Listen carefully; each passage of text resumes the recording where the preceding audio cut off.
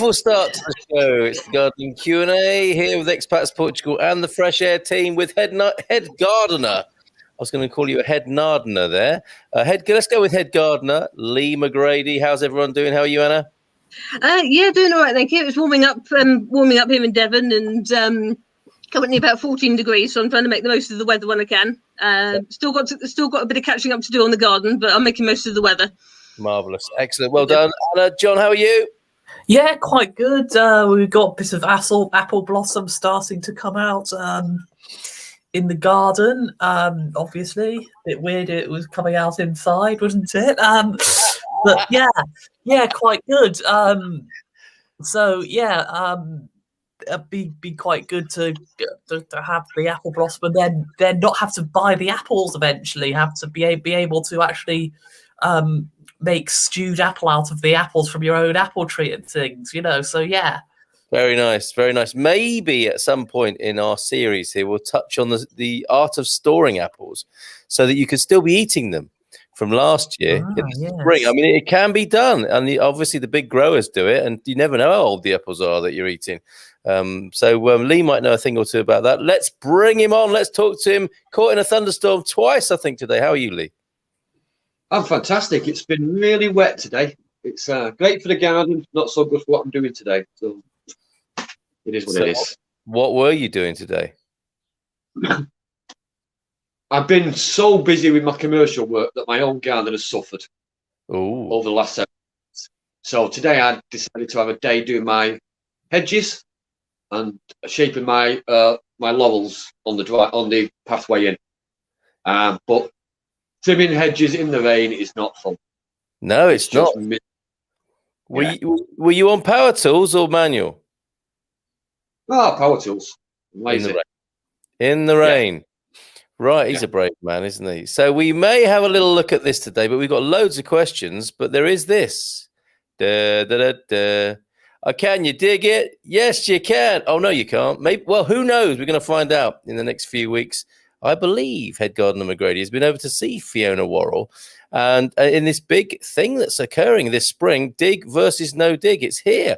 We're doing it. We're monitoring this experiment with the Get Out and Grow project and the Happy Homesteaders here. So that should be interesting. What did you think? Well, actually, we'll come back to that, Lee, because Fiona might want to chip in and join in with that conversation. And we might talk about the stately home that is Montacute House that Anna went to. That's very beautiful, which led us to talk about the how gardening teams are organised in the modern age, where there might have been double figures of gardeners in the team on site. Now it's contractors, and they're paring it down, and it's not fun it used to be by the sound of it. But we'll come back to that because we've got lots of questions for Lee and the collective hive mind here. So say who you are and what you'd like to know in the comments, please. Paul and Louise underway here. Boa tarde a todos. Louise here this evening, taking care of business on behalf of Paul and Louise and Lottie. Good evening to you. Thanks for joining us, Louise. Anna, should we go straight to you for some questions? Yes, I have one on recommendations for low maintenance plants. This one's for a friend of mine in I think Exeter. I'm not entirely sure, but I knew them from Exeter College, so I guess it was Exeter. And they need some recommendations for they've got for outside pots on the driveway. They can't quite decide what to go for. They've got a big garden with different sections round the back, but the front is bare with paving, which I think is the area they want to sort of put some more plants into. And I think they're just up after any plant recommendations. Very nice.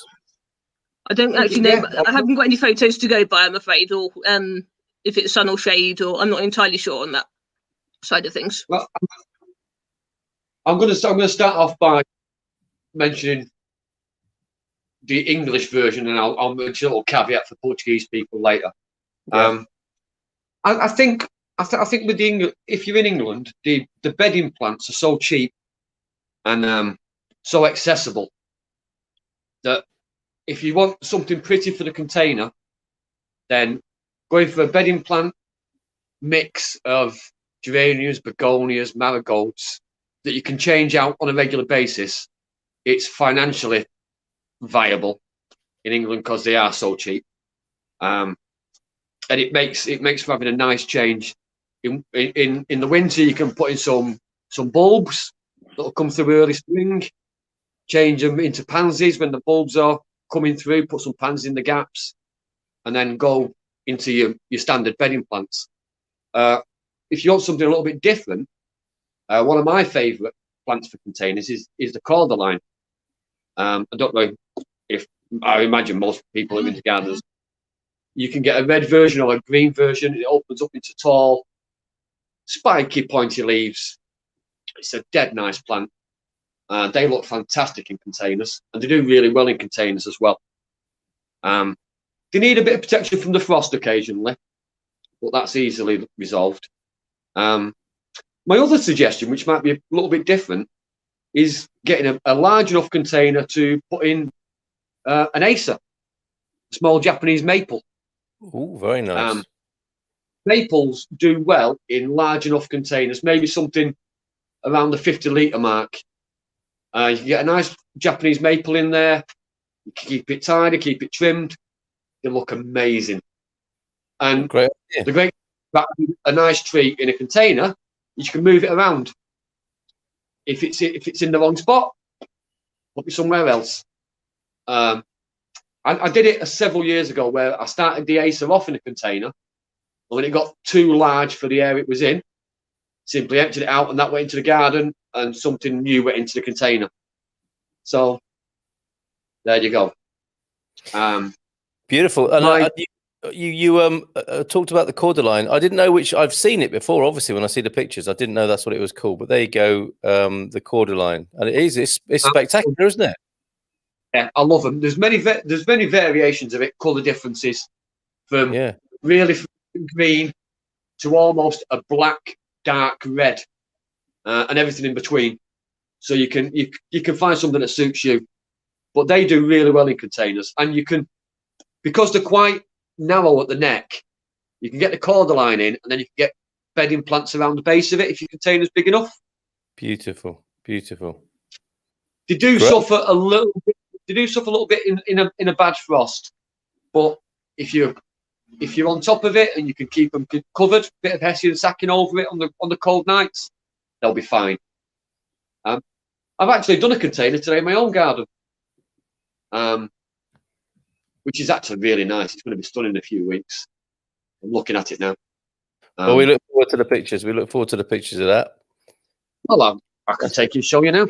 Oh, it's a 50-litre square container that's got on top of the access for the septic tank. So, can you see that? Is it on the image? Oh, very pretty. Very pretty. It's got the little English badge on it. Yeah.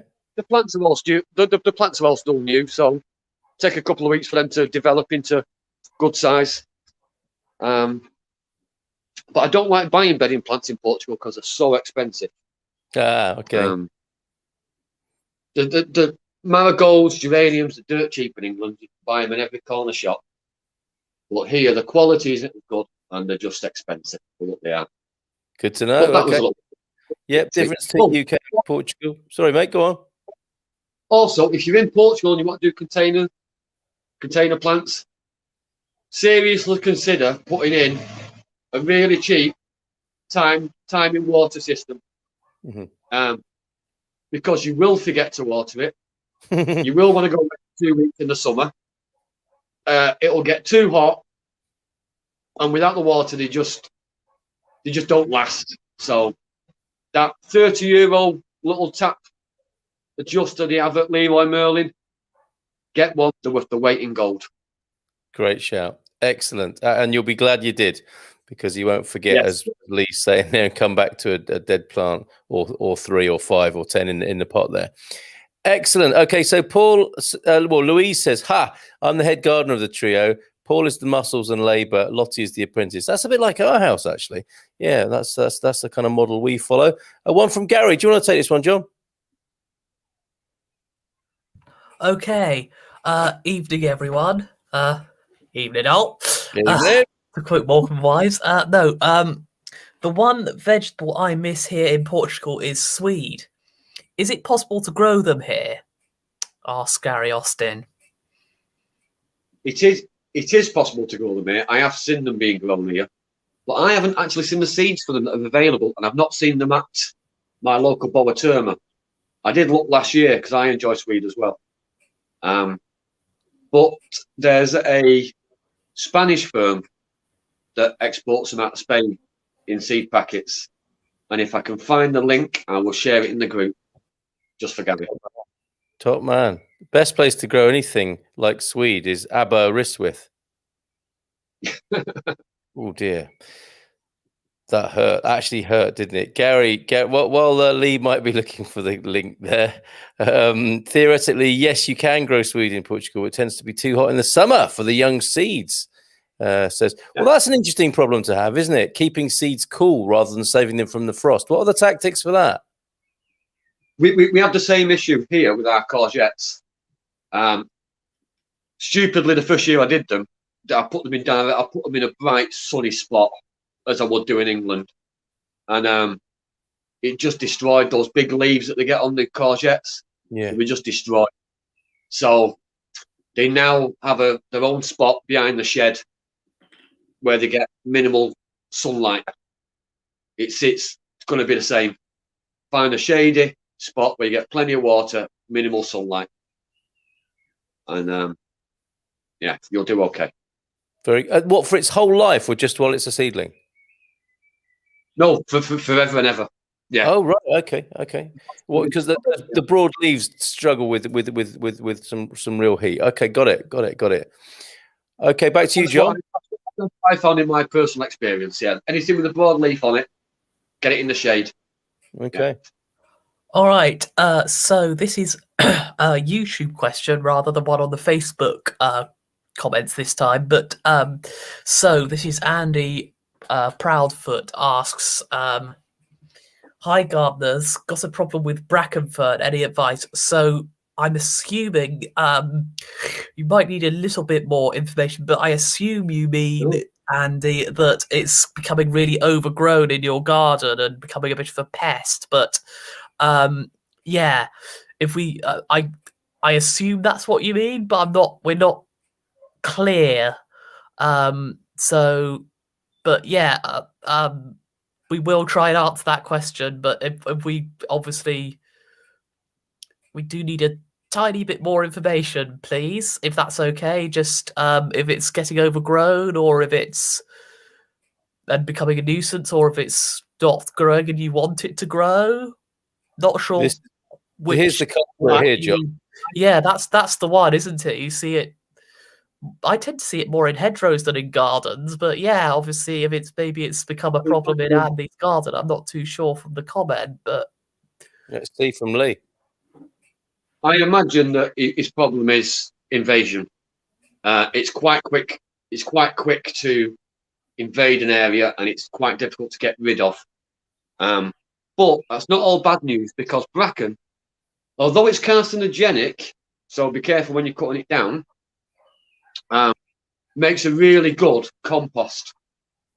And you can cut it fresh and lay it on the ground over winter.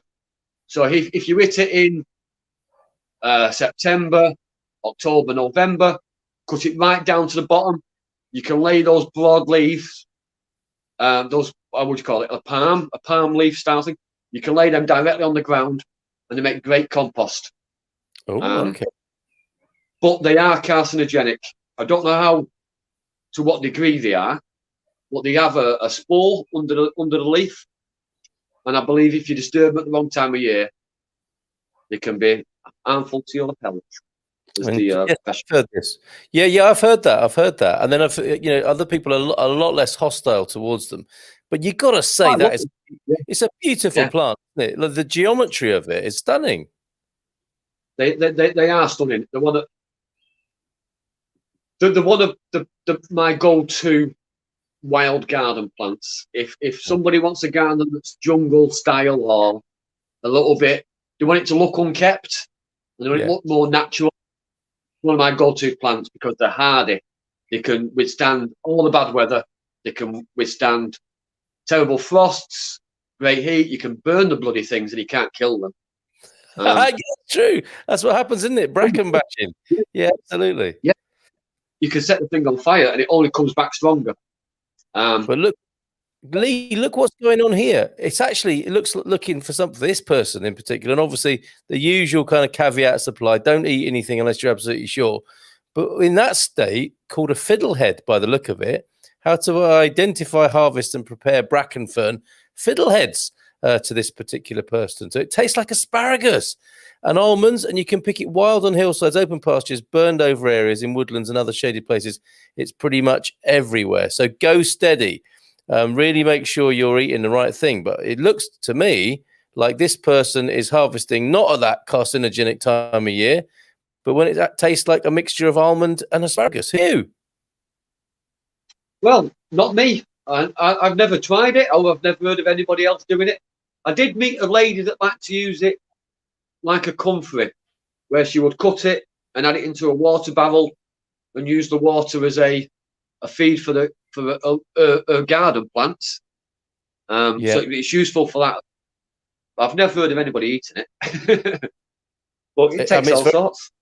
It does. It's very beautiful, bunched up like that, isn't it?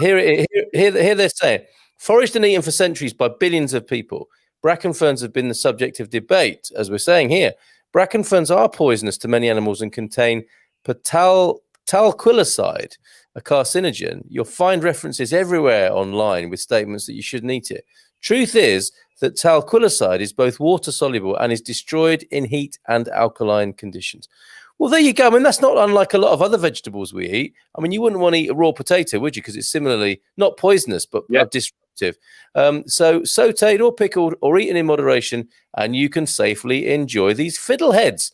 Lovely name, and they're a rich source of antioxidants, vitamins, especially vitamin A and carotenes, electrolytes, omega-3, omega-6, essential fatty acids, and minerals, especially potassium, iron, manganese, and copper. And they're delicious and fun to forage. Let me show you how. So there you go. That's from that particular correspondent there. Great question. That's from Andy Proudfoot that's precipitated that. And he goes on to say there, Fiddlehead. No, Proudfoot. Proudfoot is a great name, isn't it? Yes. Sorry, it's in a garden. It hadn't been touched for years. Been digging them up, rounding them up, but still they come. Yes, I think most gardeners and people who manage heathland will be familiar with your pain there. Louise chipping in, hard work, but you need to dig out all the stumps. Eventually, larger clumps will stop growing. Now is the time to tackle it before the bracken unfurls. So when it does unfurl, you can lay it down because the growth doesn't come from the head. The growth comes from the clump. Yes, yeah. And he's dead right. It's hard work, and you're going to get as much root out as possible. Yeah. You will eventually win. I personally would kind of live with it because I like it. But if it's too much, and the definition of a weed is a plant in the wrong place. So, absolutely. Yeah, absolutely. Yep, new kit if necessary. Okay, and just carrying on with Swede, fine soil is the recommendation of Louise tonight as well. So you need one of those really fussy beds, do you, for that? But next to your asparagus, maybe. Well, most plants will come with a caveat of well-drained soil. Yeah, but yeah, Swedes are one of them. It's not a problem we suffer with here in Portugal because everything drains freely here. Yeah, we have the opposite. Trying to get something that contains and holds water. Yes. Well, yeah, good draining soil is a plus for every vegetable. All right, terrific, Gary. If you do go for it, it'd be great to document the process in the group that we've got on Facebook.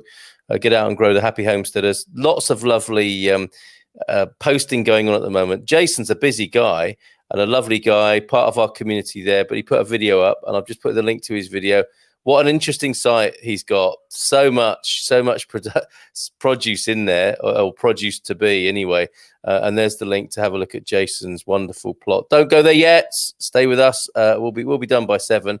But that's a little insight into how people garden in central Portugal on a fairly kind of wild looking plot like that.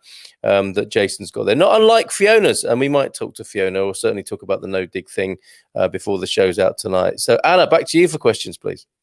Yeah, I've got one from someone we know pretty well, Vicky in Bristol, and I have a question on aloe vera, and it got moved, and it's not seeming very happy apparently. It was I don't know much about this apart from it was in the kitchen, moved back to its original place, of which I don't know where that is, I'm afraid, and it's just will it be okay? It was bought from a Devon garden centre. That's as much as I know, and in inverted commas, it's looking very sad and deflated. Oh, Unfortunately, aloe vera are very temperamental in the UK. We can't. We here in Portugal are very lucky to have them everywhere. But I know from my small experience of growing them in the UK, they don't like to be moved. They don't like to be messed around with. And I've met quite a few people that have tried to harvest them and expecting them to regrow and to redevelop, and they don't. They just seem to. You get one or two good harvests out of them, and then they finish. It might be a little bit different down south, in the south of England. But from my small experience in the north of England, they don't like to be messed about with. My best advice would be to Google it and to find out the right time of year for her climate and environment for harvesting the aloe vera from the plant. I suspect she's cut it at the wrong time of year. But there's loads of advice online, far more knowledgeable than me about aloe vera. So all right. I'll pass it on to your channel. I'm going to put the link on from the picture you see there. A nice site called Florgus. Flora combined with gorgeous, florgus.com, and how to care for aloe plants there. Thanks for that question, Vicky, and great to hear from you. And we will we look forward to hearing if it recovers or if you're going to have to start over again. I was just going to say, I'm trying to remember what it was actually used for, but I remember I had a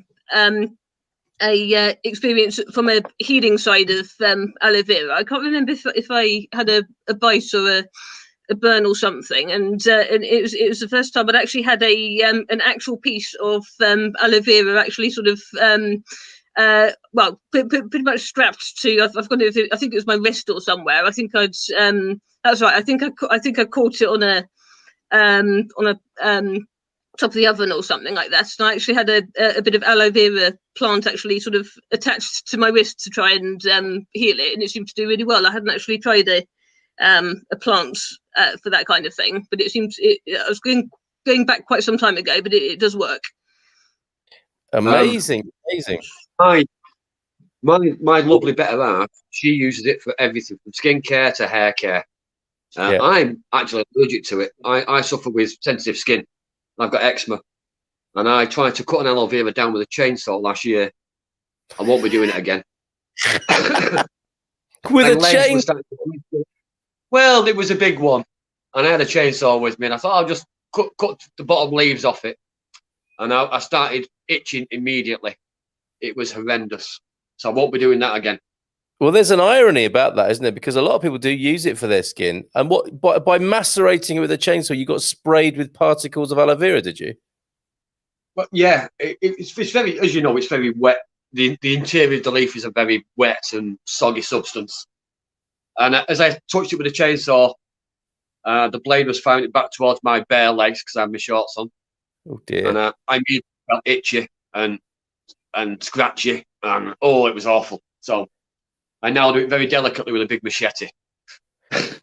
Wow. Okay, showing it who's boss. That's really interesting. Say that again, Lee. Well, the girlfriend loves it. She uses it for everything. Me too. I love it. I drink the juice. I mean, it's hard to make juice from what you've got in the garden. Although I suppose with a sort of half industrial serious juicer, if you like juicing in your kitchen, you've got one of those serious ones.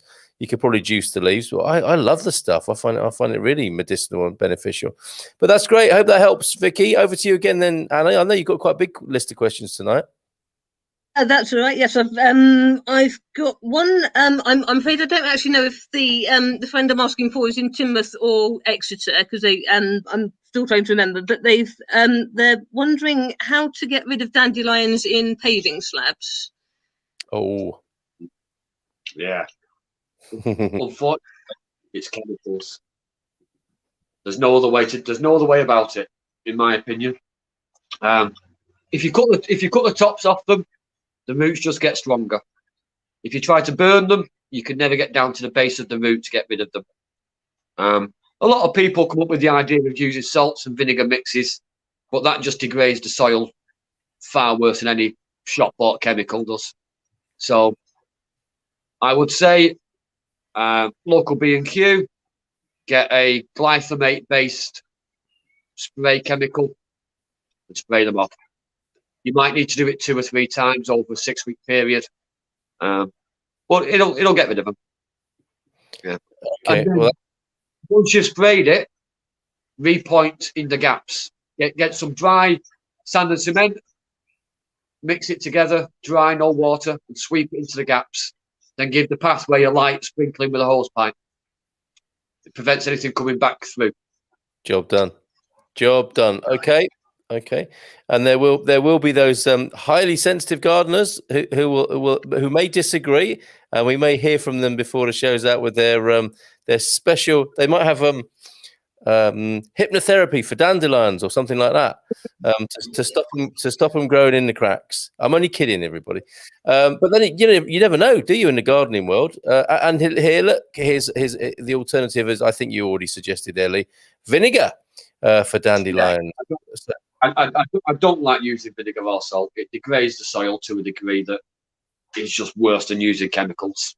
Yeah, that's interesting. It's not my cup of tea. Yeah. Because of course, salt and vinegar. I don't mean to put that pair together, in a sense of crisps, but let's say vinegar and salt. They are, of course, chemicals.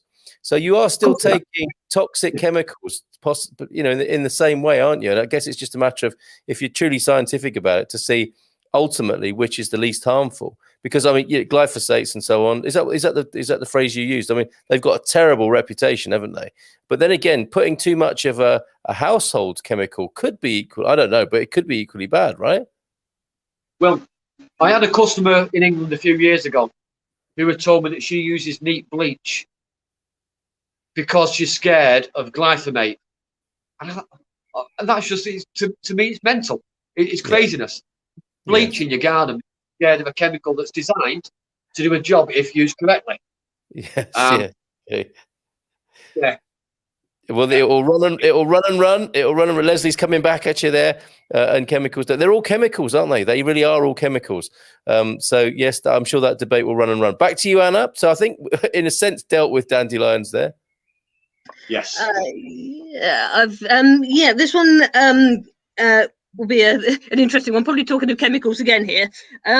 With slug deterrence, does sharp grit deter them? It does. I've never used it personally, but I know a lot of people have had great successes with it. But I'm going to refer back to my earlier answer several weeks ago, and the answer that I give everybody all the time. There's a product called Nemo Slug. Nemo Slug. Google it. Yes, the nematode. It's on Amazon. It's not so expensive at the moment. It used to be very expensive. It's becoming more and more affordable.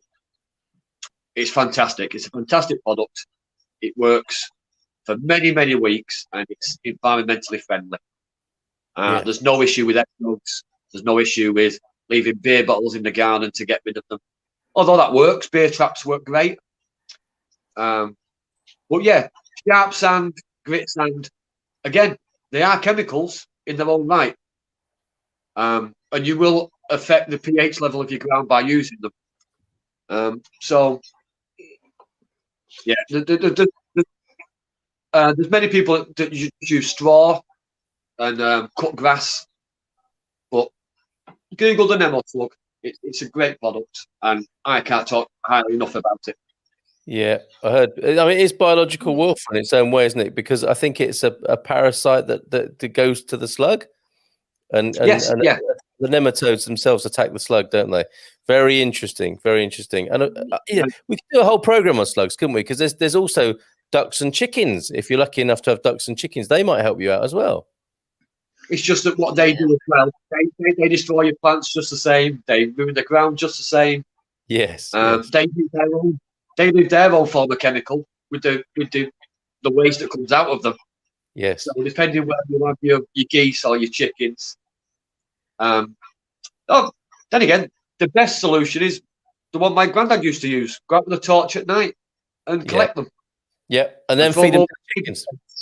Throw them over into the neighbour's fence with the slugs, and then the neighbour you see your neighbour in a program like this asking, why is it raining slugs every night in my garden? Is there anything I can do about that? Yeah, talk to Lee's granddad, basically about that. I remember having I'm trying to remember where I was now, but I remember having a bit of a fun time. I think it was at a project that I was at for a short time and then had a change. But I remember one time sort of getting rid of slugs, and I know this is probably a bit too drastic, and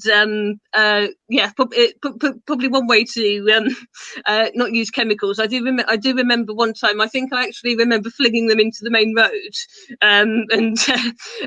so that was one way to get rid of them, but it didn't involve chemicals. So yeah. And there's a slug that's thanking you for its holiday in Torquay, I suspect. Probably, yes. In this garden we have here, we've got to the front of the house is a busy main road, and to the back of the house is a forestry plantation. So depending where I find the slug or the snail, they either live a happy life in the forest or they live a poor life on the road. I do exactly the same. Pick them up and over the fence. Slug Russian roulette. Okay. Louise says sharp grit, sand, and beer traps are all good. Get rid of, detract slugs. And eggshells. Eggshells crumbled also work. And just in, there's a new wool-based slug repellent on the UK market, but I've not tried that yet. I mean, it just conjures up pictures of slugs going around in with pullovers on, doesn't it? If they turn that round to their advantage. But yeah, I can imagine if they don't like copper, which they're not supposed to, and they don't like grit, they don't like eggshells, they might not like wool either. No, I can imagine that. Yeah, I imagine that works quite well. And I know from personal experience, the wool industry has suffered over the last 20, 30 years so badly that they're trying to diversify into many different products, from home insulation or to gardening products, for making plant pots, and many things. So any way to help the farming industry and the wool industry itself is going to be a good thing. So I'd be interested to try that. Yeah. Nice one, Louise. If you've got a link to that particular news article, if that's where you saw it, that'd be great in our group. Really would like to see that. John's got another edition on the slug hunting front. I've got a couple of things related to this part of the show. So the thing with grit and sand, that sounds like a gritty way to slug it out with the slugs. Yeah. Terrible joke, I know, but this is a rather better thing to say. So also, if you are lucky enough to get hedgehogs in your garden, then obviously they eat the slugs. So yeah, and they're so cute, aren't they? Frogs and toads, perfect. Yeah. So encourage the other creatures that eat them, and that will all help as well with the biodiversity in there. If you can get Mrs. Tiggy Winkle in, what a bonus! Go on, Lee. One more thing. I always forget to mention this when we talk about slugs and snails. Remove any debris you've got in your garden. So if you've got a pile of bricks lying around in a corner, clear them. If you use some old timber lying around, clear that. Yeah. Because it's giving them a habitat that they enjoy. So changing the habitat into a clear, clean area gives them nowhere to hide. Good call. So that makes a big difference. Yep. Very good. Anna, my father used to sling unwanted snails into the road as well, just like you, Anna, and Lee, saying at least they have a chance. Yes, you can see a sort of minuscule type cartoon there, can't you, of a slug taking its chances on a road. I'm wondering which way to go. Here's another great one while we're on the comments. Boa tarde from Andrea Rola Vieira. Good evening to you. I found a scorpion-like insect in my potted daffodils. How do I get rid of them, please? Obrigada. Scorpion-like. I've got a picture, Andrea. That'd be amazing to see that. Do you recognise that sort of creature? Oh, yeah, it'll be a scorpion. It will be a scorpion. Okay. Scorpion-like. It'll be a scorpion. Yeah. Right. In the potted daffs. Don't get rid of it. They're fantastic. The ones that the scorpions we have here in Portugal, they're not dangerous. Right. It's no more than a light bee sting. But I think they're fascinating, and they're great. They're great predators. They come out at night. They kill all the things we dislike. I don't know why you would get rid of them. I'd encourage them. There you go, Andrea. We'd love to see some pictures. Great question, and see if you can live alongside them. I mean, that's the fear, I suppose, people have in it. You got your snakes and your spiders, which I think human beings are hardwired to struggle with. But then you've got other types of insects, apart from spiders, and people can be unnecessarily scared, as I think you're alluding to there, Lee. Yeah, we've had snakes and the blind lizards, and the common wall lizard, the European wall lizard. We have them all in the garden, and I leave them well alone. I enjoy having them here. They do a job for me. They get rid of the insects I don't like. They're eating the slugs. They're eating the snails all the time. I wish I had scorpions. I think they're fascinating. Yeah. If you're lucky enough to have a black light, do you know the lights that like a fluorescent light? Okay. If you go out and shine it around, the scorpions look green. See, it's great fun for the kids as well. Tremendous. Yeah, live with it. Live with it. Accept them. Put them aside and let them be. Oh, lovely. That's a nice outcome to that. If you can cope with that, Andrea there, and Louise has. What's that? Send them to Lee. Yeah, post them to me. Put them in a box and post them to my house. I'd love them. Yeah. Posted of that. We have scorpions on our land. So Paul and Louise in Portugal always wear gloves when turning over stones. I mean, that's a good shout anyway, isn't it? I mean, I've been stung more times by wasps here than ever before in my whole life. And that's because I've moved things in the garden. We got a dormant wasp. But I tell you what, a wasp can accelerate faster than any racing car. If that guy is asleep and you touch him, his first instinct, he goes from naught to sting in a fraction of a second. And I've been caught on the hand 3 times, I think, in the last year by not doing what Louise has said there. Wear gloves. I think even one of them got me through the gloves because they can do that. But yeah, gloves is good. Carl, just sent you a WhatsApp of the wool pellet slug repellent pack. Let's bring it onto the screen now before we move away from that. Pack shot of the wool pellets for Lee's benefit here. There we go. Let's bring it on now. Let me see. Here we go. Sorry, it's taking a while to do this, but there you go. Slug Gone is the product you are looking at there. A bit tiny on your screen for you, I think, Lee, on your phone, but maybe that helps a little bit. Highly effective barrier against slugs and snails, and natural occurring, slow release nutrients. So they are impregnated with nutrients, made of British wool, suitable for organic garden, Soil Association approved, and safe where children and pets play. Mulching material helps retain soil moisture. I'm liking that product. It's pretty good all round, isn't it? Me too. Yeah. £3.50. Well, £3, 3 of your British pounds and a half there. So that's great, Louise. Thank you for that. I have photos. How do I send it? All right. Any photos you want to send? I'm assuming you're in Portugal with us, Andrea. But if not, use the Portugal code and then send them through on our WhatsApp for the studio, 913-590-303. And any messages as well. Actually, if anyone's got a message for us and wants to send it in by WhatsApp, I'll just spin it out, play it, and on the show next week. So there you go, Anna. I think you've got we got some customers we need to satisfy before we finish tonight, right?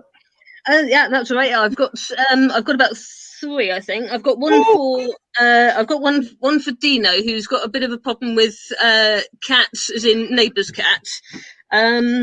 and just wondering how he can stop the cat from next door using the garden, basically. And yes, just needs any suggestions. Litter tray. Apart from a dog, probably. I'm not a big fan of cats. I've had a couple, like my own cat, other people's cats. They're real nuisances. So I presume he wants a non-lethal way of getting rid of them. There's a lot of myth around using water in bottles, using fake cats with glass eyes in them.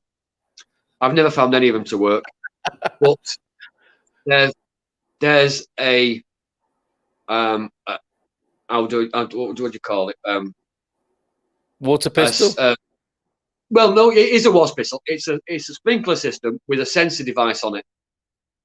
So when the cat triggers a sensor device, the sprinkler comes on, and apparently you don't need it for very long. They soon get the idea and they stay away. They are available on UK. They are available on UK Amazon, and I know they're available on German Amazon as well. So I imagine if you Google if you go on Amazon and look for cat deterrent sprinkler systems, you'll find it. Non-lethal, the cat soon gets the idea. Very good. Pavlovian response. Pavlovian pest control for cats. We've got 2 minutes left, Anna. 2 more questions, I think.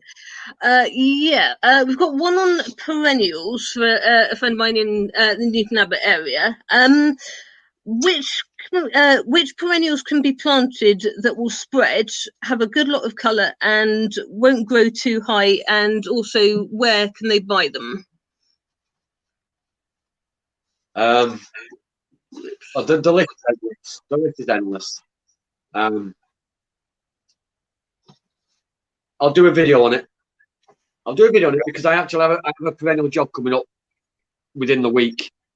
But you're in England, so I'll try and incorporate an English turn to it as well. And I'll put the pros and cons, because some spread a little bit too quickly, some get a little bit high to not maintain. I'll do a video on it. Leave it at that. Yeah. Fantastic. Anna, last question. Yeah, this one is actually for my mum. We've got a pond which we've had for I think about 2 years now, I think, which I basically got. It's a liner pond, not a plastic hard shell kind of pond. We've got blanket weed, and is there a best way to remove it? It's literally coming out in a great big mass of. We haven't got any fish. If that's any help, but it's getting a little bit crazy. That was going to be my first question about having the fishing, because if you've got a pond with fishing, you need to be a little bit more gentle with your removal of weeds, because you stir up all the what's the word for it? All the soil and all the mix inside, and you can technically suffocate your fish. But if there's no fish in there, you can just scoop it out with a net, go in deep, and you might want to remove it up. If you put levels in your pond, is it on a? No, it's pretty much. I haven't got a picture to hand, but it's pretty much. I'm trying to think of the actual kind of size. I think it's about 3. I was going to say about the length of 3 paving slabs, pretty much. I think, but it's it's pretty much a liner pond, so it's quite small. Well, I would recommend if a plant's doing too well, if any plant's doing too well in a pond, when you're installing your pond, you should always put a tier system in it, so you've got a shallow area leading to a deeper area. If the plant's doing too well, move it down the system and put it in a little bit deeper water. It tends to slow that growth rate down. Or if it's in a deep area and it's doing too well, move it up into a shallow area. Again, it will give it a shock or slow it down from growing. But if you've got straight hedges, use a brick system where you're balancing maybe a light breeze block on top of each other, so you bring it up in the water as well. And that change of water height can affect the growth rate of the plant, and it'll slow it down from overtaking the pond again. Ponds aren't my speciality, but that's my little bit of pond knowledge. And You can have a bit of fun stuffing tights with straw. Apparently, I think I think we have done that a little bit, because I think our pond's actually, because we haven't actually got a filter in it. It's going green quite quick, so it's we have had to put that in a little bit as well to try and it does actually work. We've actually found as well, but yes, it is getting a little bit soup like with the description. So yes, fantastic. Straw's a great way to filter the cloudiness out of the water. It works really well. So yeah, straw's a big bonus. And you can make a water feature if you got straw in tights. You can add a upper part of the body to it and make your own sort of garden gnome paddling in the water there, possibly, if you could be bothered with that. If you've got too much time on your hands, which we haven't. We're out of time. We're a little bit over, actually. John's gone. We'll say goodnight on John's behalf. Thank you, Louise, very much for all your tips tonight and input. And Andrea has sent the pictures of the scorpions, so we'll look at those with interest. Andrea, I hope it's okay to put those in our gardening group as well, so others can see the benefit of what sounds like baby scorpions. So I'm looking forward to seeing those after the show. Great job, Lee. Thanks very much. Great job, Anna. Thank you very much. And we didn't have a chance to this I will also put in the Get Out and Grow Happy Homesteaders group, and we will watch this with interest because Lee's visited Fiona now. And if I may just disclose, you're not too worried, right, Lee? I'm a little bit behind on my own garden, and so my veg just suffered because I've been so busy commercially. Yeah. I've been to see Fiona. She's got a lovely setup. She's got a great variety of plants going. But she's also suffering with the weather conditions we're having here at the moment. Oh, I see. Okay. So it's not Fiona's garden that I'm not worried about. I'm just glad that the weather conditions are bad for her as they are for me, and it's slowing her growth rate down. So it's made me a little bit more. Nature's on your side. I'll get my stuff in this week, and then I'll soon catch up with her. But she's got a great set. I'm a little bit jealous. Well, it was lovely to see the photos of you two, sharing a cuppa on her homestead there. Fantastic. Looking forward to more photos. She makes a great cup of tea. Oh, excellent. You can't knock the Yeah. All right, fantastic. Thanks, everyone. Take care. Bye for now. We'll be back soon. Anna, last word to you. I was just going to say, if anyone's got any further ideas on how we can help and anything you'd like us to do in between these sessions, we're always open for suggestions, whether it's videos or just answering questions individually. Whatever you like, we'll get it on it and do whatever we can to help. And thanks for all the questions. Tremendous. Thanks, Anna. Great job. Cheers. Bye for now. Ciao.